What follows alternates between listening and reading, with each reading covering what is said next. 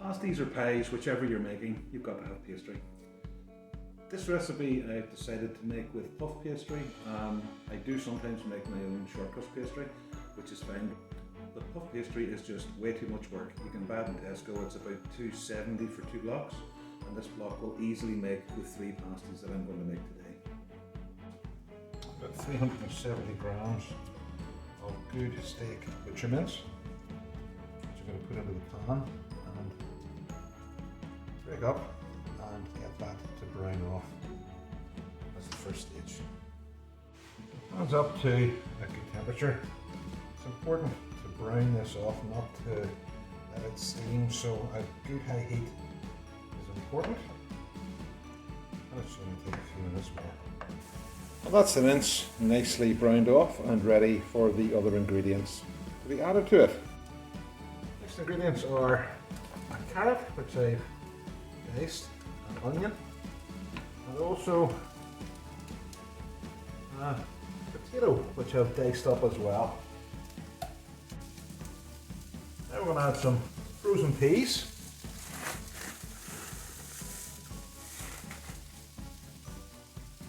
Both for colour and for sweetness. And get a sizzle going. A little bit of water. Give those ingredients a stir.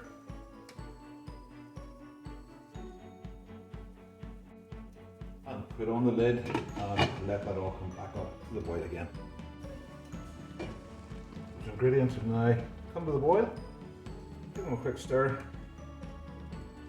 Lid on and reduce the temperature to let them simmer and cook the ingredients out. The pasty filling is cooked and softened now. What I want to do, a little bit like seasoning in this so far, is just a touch of pepper. Stir in, and also then a nice little bit of this stuff. I want to have the filling that's not really runny. It'll work better in the pastry when it comes time to actually make the pasties.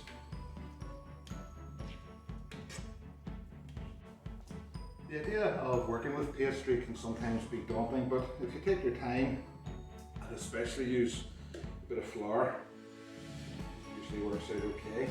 So a bit of flour, my workbench well.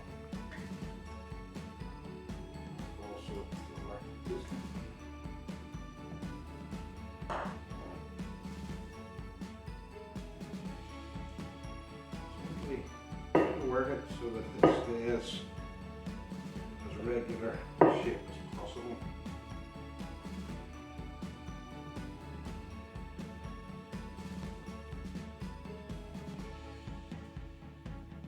Puff pastry again is quite deceptive because as it bakes, it's obviously going to rise quite a bit, so you do need to make it fairly thin, and it looks as though it's not going to go far enough, but it will.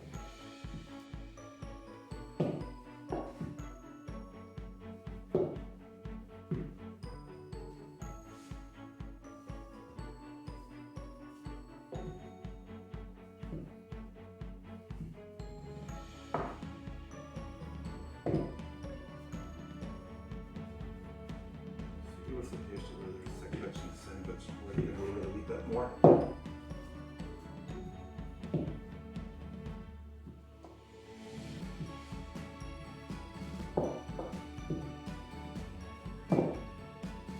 A little bit of exercise during lockdown, but not doing any harm. You do get practice.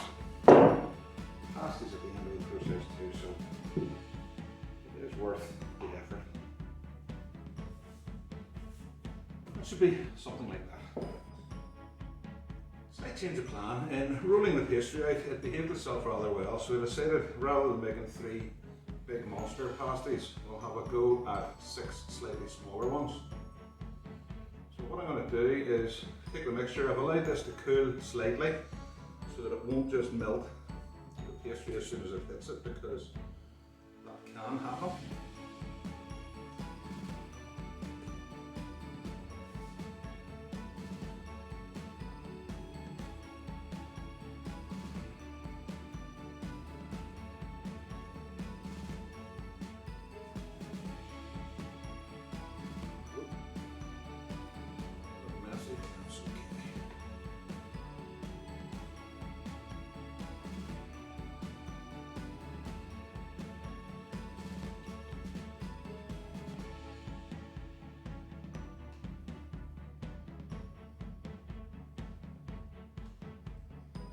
The beauty of these, because they've got the potato, the vegetables in them, you normally just have them with salad rather than anything else. Last little bit is divided nicely between 6 pieces of pastry.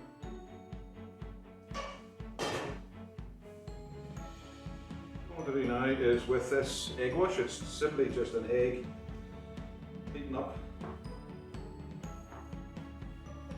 My pastry brush is make egg wash seed. Hopefully the filling will stay in the pasties.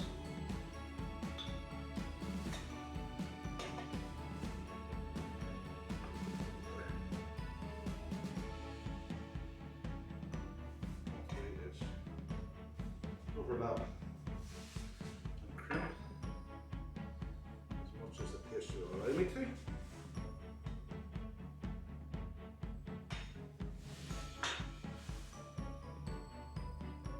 Make the seal first. Crimp with the joints. Thankfully, the pastry behaved itself and we got all 6 of the pasties rolled, folded, and carefully put them onto baking trays. Baking trays which are old friends of mine. I bought these when I opened my cafe in 2002, and they've made literally thousands of sausage rolls. And it's interesting that the sausage rolls are now, 19 years on, something that I'm making constantly in the Courtyard Café. Looking forward to getting back to that when we get some normality again. What I'm doing now is a little bit of egg wash. This will just give the pastry a nice golden brown colour when it bakes in the oven. I do look after the trays. They've served me well, so I'll put a little bit of baking parchment on them. Just stops the pastry, because it is quite oily, being puff pastry, from sticking too badly when the time comes to lift them off the sheet. So literally just wash the last of these before they go into the oven. The oven I'm putting them into is at 200 degrees. It's well preheated. Basically it's to cook out the puff pastry. The filling, of course, is already cooked. I reckon that it'll probably take somewhere in the region of 20 to 25 minutes for the pastry at that sort of temperature. There we go, folks. 6 lovely pasties. It did take 25 minutes just to cook the pastry off. I think it was worth the effort, and I know for my part I'm looking forward to having some of them at least for my tea. Guys who are with stepping stones, don't forget that when you do any of the recipes, or you have any art or craft projects you're working on at home, remember to send them in to us and we'll get them on the Facebook page to let everybody know what you're doing.